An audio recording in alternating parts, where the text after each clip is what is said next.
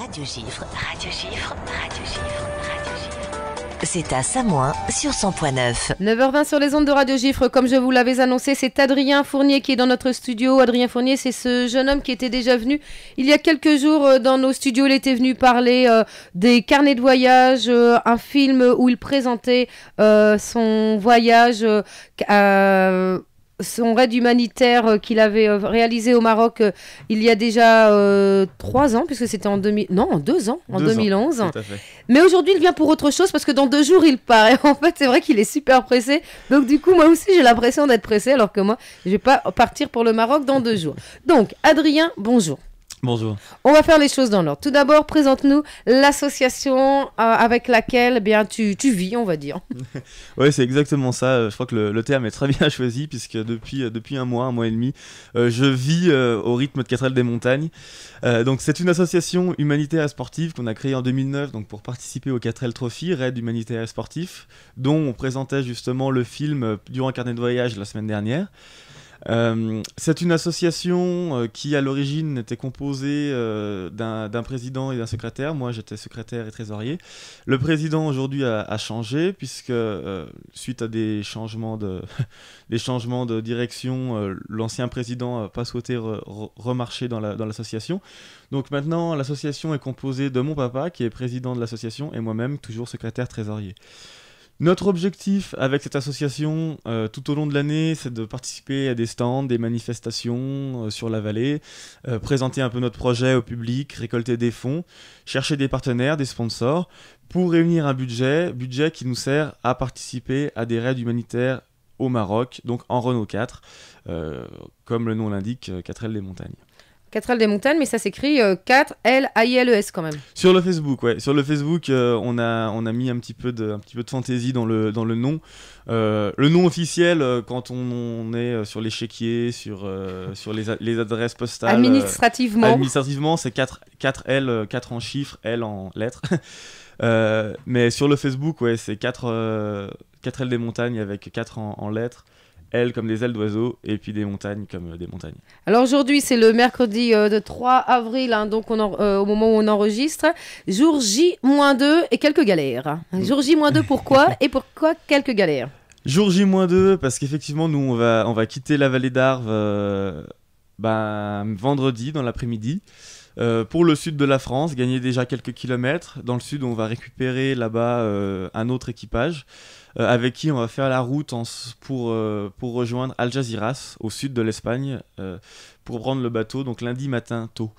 Quelques galères parce que on a pris beaucoup d'avance sur notre projet. La voiture est prête, elle commence à être bien chargée. Tout va bien, sauf que on a toujours des petits soucis imprévisibles qui nous tombent dessus.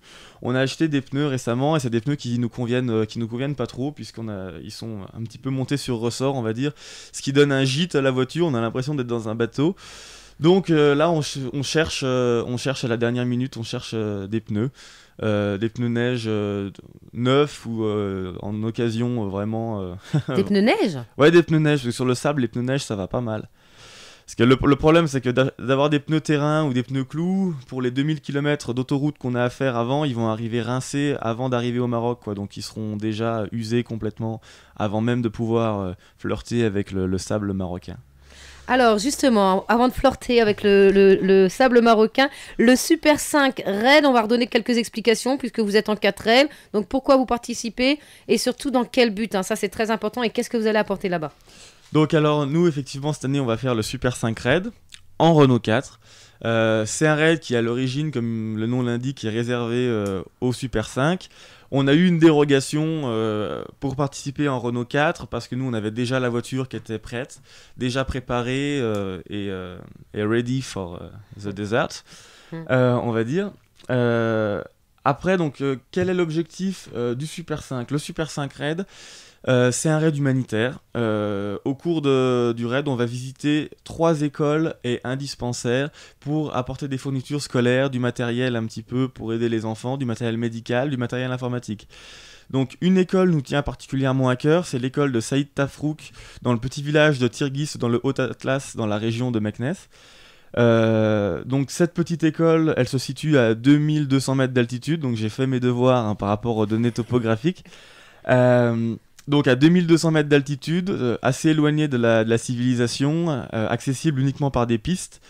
Et donc, pour cette école, notre équipage perso, on va apporter un ordinateur fixe, donc un ordinateur de bureau, avec écran, clavier, souris. Les logiciels de base, on va apporter 3 ordinateurs portables, dont un qui est assez récent, qui a été acheté il y a 2 ans. On va apporter aussi du matériel scolaire, donc une dizaine de cartables, de la papeterie, cahiers, feuilles, classeurs, et 10 000 crayons papier et crayons de couleur à peu près. Donc tout ça pour l'école. On a aussi pas mal de matériel médical, donc des compresses stériles, des pansements, des gaz, du matériel pour le désinfecter, des attelles. Et comment vous avez récupéré tout ça ? Donc tout ça, c'est par le biais de partenaires qui nous ont aidés. Le matériel scolaire, c'est l'école de la Crête, à Thiers. On a eu la chance d'intervenir au sein des 2 classes de CM1 et CM2 en leur demandant à tous les enfants de nous ramener une trousse avec du petit matériel scolaire, donc avec crayon. Voilà, on leur avait demandé une trousse avec un crayon par élève. Finalement, ils nous ont apporté bien plus que ça, puisqu'ils nous ont apporté des cartables, ils nous ont apporté des cahiers, des blocs de feuilles neufs, achetés. Et donc ça nous a bien aidé. Le matériel médical, c'est Arve Médical à Cluse, qui sont aussi sponsors financiers de l'association, qu'on remercie d'ailleurs de tout cœur, qui nous ont donné donc tout le matériel médical. Et pour les ordinateurs, c'est des privés qui nous ont aidés. On a aussi Bug Service, oui, j'allais oublier, qui est un professionnel qui récupère qui répare les bugs sur les ordinateurs, donc dans la vallée. Et de temps en temps, il récupère des ordinateurs parce que ça lui fait mal au cœur de les mettre à la benne alors qu'ils peuvent être remis en état. Donc voilà, le Fab Bug Service nous a donné 2 ordinateurs fixes. Donc pareil, on le remercie aussi. Donc on continue, parce que le 4L Trophy c'était en 2011 et là c'était beaucoup de participants. C'était 1200 participants. Le Super 5 Red, par contre, c'est 15 véhicules. Tu étais parti avec un ami, tu pars avec ton père. C'est quand même 2 expériences différentes. Très, très différentes. Très différentes parce que, petite correction, c'est pas 1200 participants, c'est 1200 équipages. Donc, c'est le double de participants. C'est 1200 voitures et donc, du coup, 2400 étudiants. Donc, ouais, une différence énorme de par déjà les effectifs, puisque, voilà, 2400 personnes sur le bivouac. C'est pas rien, hein. C'est une expérience à vivre, hein, parce que c'est une fête permanente.